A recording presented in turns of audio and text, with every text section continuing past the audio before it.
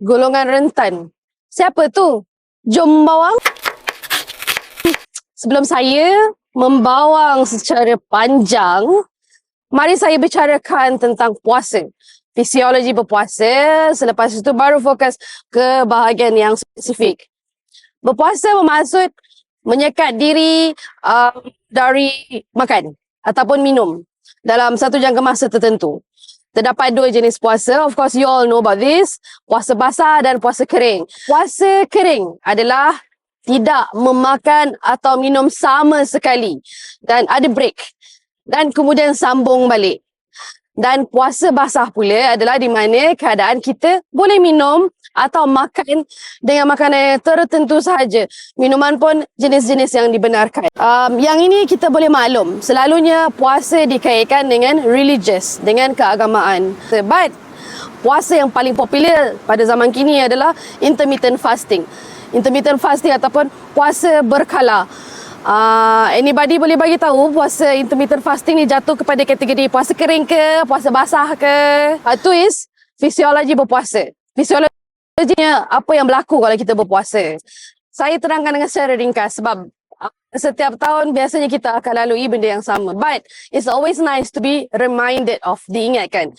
Apabila berpuasa, bahan bakar dalam badan yang berasal dari makanan akan habis dibakar dalam masa 4 jam. Tetapi hanya selepas 8 jam tiada makanan masuk, ni menurut kajian, badan akan mula menggunakan bekalan simpanan yang berada di dalam badan. Selalunya insulin akan mula beredar dari sistem pencernaan dan masuk kembali ke dalam rumahnya iaitu pankreas.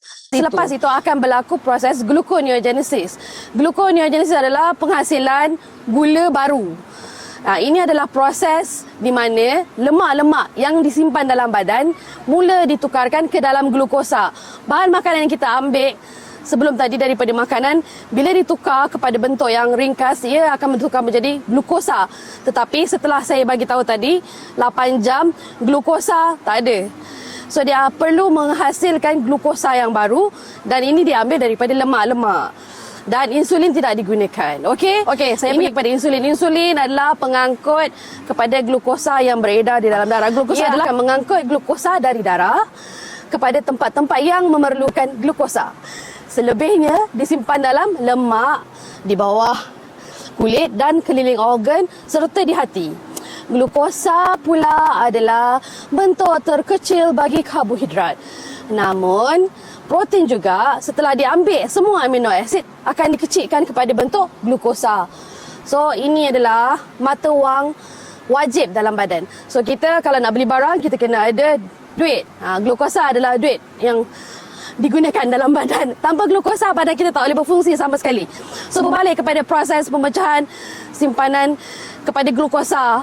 Apabila mencapai 12 jam, bukan sahaja proses gluconeogenesis berlaku, malah hormon yang lain juga akan mula keluar, iaitu hormon pembesaran, iaitu growth hormone, BDNF, hormon thyroid dan sebagainya. Proses ini adalah bagus untuk memulakan proses pembetulan sel yang popular disebut sebagai autophagy. Ini penerangan secara ringkas apabila puasa itu berlaku. Kita pergi ke golongan yang spesifik. Kondisi-kondisi yang mengganggu puasa kita. Siapakah golongan-golongan yang rentan? Yang golongan-golongan yang rentan adalah orang-orang yang termasuk dalam kondisi-kondisi yang saya sebutkan ini. Orang yang mengalami penyakit kronik. Contohnya dia ada diabetes, hypertension ataupun darah tinggi.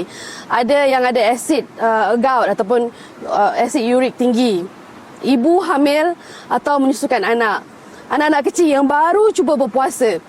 Dan mereka yang mengalami keadaan-keadaan seperti ada masalah GERD ataupun gastrik ataupun IBS. Okey, ini adalah golongan-golongan yang rentan. Bagi kondisi yang pertama iaitu dia ada masalah kencing manis, darah tinggi, selalunya gout tak berapa sangat. Gout ni you have to control your food. Tapi the first two, yang pertama dua ni, dia perlu berjumpa dengan doktor untuk mengetahui bila masa boleh dia ambil ubat. Dan di mana, bagaimana cara untuk memantau. Okey, untuk kondisi-kondisi ibu hamil, anak-anak yang baru belajar, nak puasa, apa lagi, yang ada gastrik dengan GERD, mereka perlu melakukan perubahan dan pemantauan dari pemilihan jenis makanan dan minuman yang bersesuaian dengan kesihatan masing-masing. And yang ni of course, dia perlu berjumpa, meminta pandangan doktor sekiranya ada masalah kesihatan yang timbul. Yang ini orang lain akan terangkan.